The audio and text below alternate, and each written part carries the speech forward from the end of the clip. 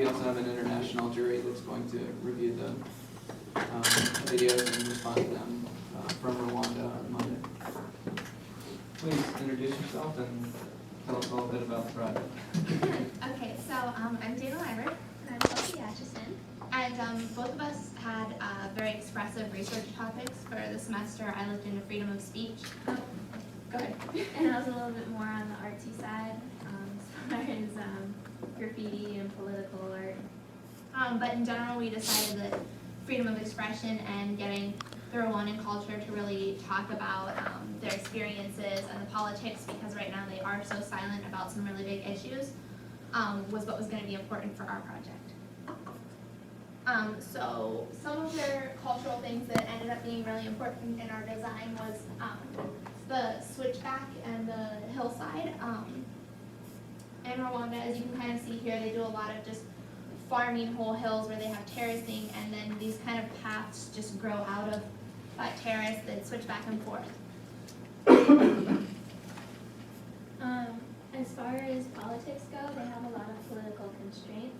Women don't have that many rights, and also you need a permit to protest.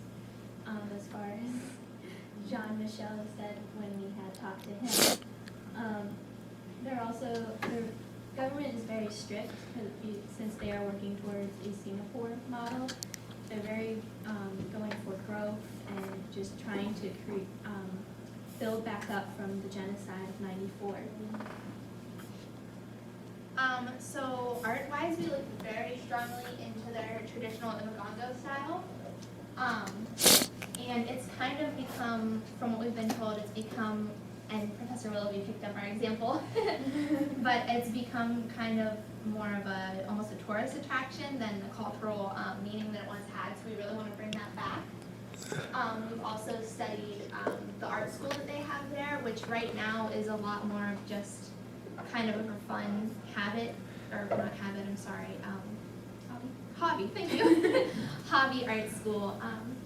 And so we really want to make it more of an art school where people hone their talents and kind of get political works and activism out there.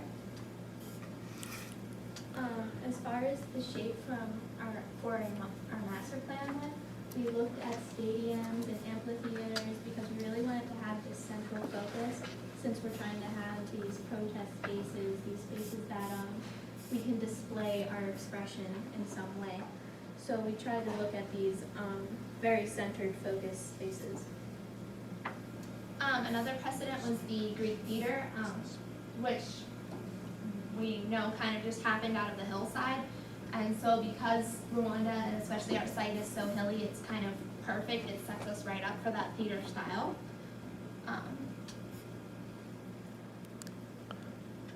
Well, we just reiterated on how there is a strict government and a need for growth and a need for a peaceful outlet, which we are trying to do through our programming as far as social spaces and art spaces and even gallery spaces. And so the house that we wanted to build, public spaces, like you can see in our master plan where we've created this huge stadium, as well as art spaces like studios and computer labs that start to build into some of our apartment styles that we've been working on.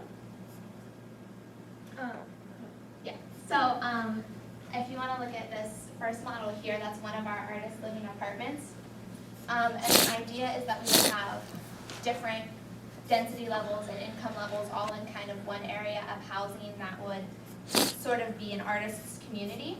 And then in this particular housing typology that we worked on, the other one. Sorry. So you're still talking about this one. right, yes. So we created individual apartments. Each apartment is 2 stories, and then they share a studio along the length of the apartment that kind of has an internal street, so that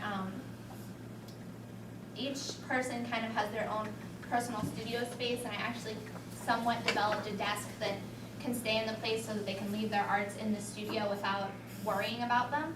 But there's also no stopping from the one space to the next, thanks to the raking, so that people can walk through and discuss and look at each other's work and kind of share amongst the whole studio. So we also have been working on our master plan since the last review of it, and one of the big things we tried to do was break down our central space, which was initially very, very large. So we started programming the terraces in front of each different building. So for this particular building, I chose like a community garden style, so that not only the people living there, but other people in higher apartments and other more dense housing on our site would still be able to farm like they always have and have space to grow and provide themselves with food. I had developed a apartment building that deals very much with art. Specifically, I made these projected studio spaces that the facade you can actually climb up, so that it promotes graffiti, which I know is not usually something acceptable, but in recent years it has become a development where it's been in art galleries. And I kind of wanted to bring that into Rwanda so that there is this outlet for expression, because it tends to be a little bit more peaceful and invoke emotion and just express what they're feeling as far as politics go, as far as any social issue that they have. I also brought the facade down into the landscape so that there are these spaces that maybe if you don't want to take this dangerous climb up the building, you can move throughout the site and put some graffiti on that as well. It starts to sink into the landscape so that it meshes with the rest of the master plan. Yeah, so if you'd like to turn around, we have our boards.